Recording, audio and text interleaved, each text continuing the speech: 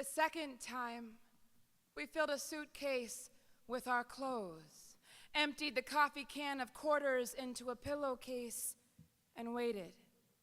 We timed our escape around his snoring, opening the back door an inch for each noisy exhale.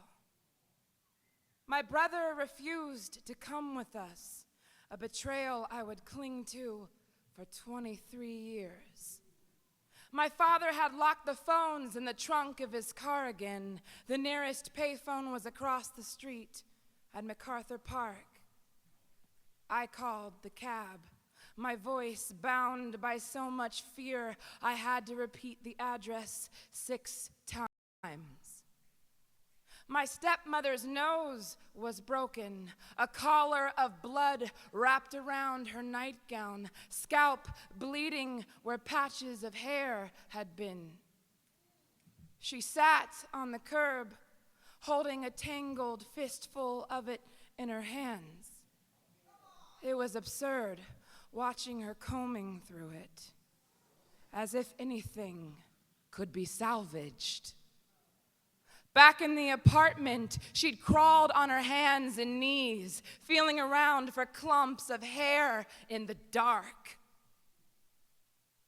I hated her for that, for being nothing more than a woman. Hated her for the pity I could not feel. 45 minutes later, I was sitting in the back seat of a cab, watching my father rage towards us, my stepmother frantically rolling up her window, yelling at the driver, "Go! Go!" Then glass sprayed across our laps. The driver began to scream.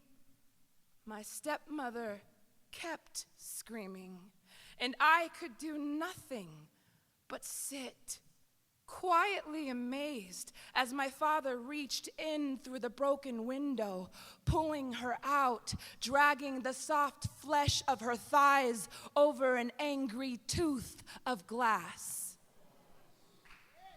The cab sped off with our suitcase still in the trunk, and I stood at the curb holding a bleeding sack of coins, waiting for silence to overcome the night.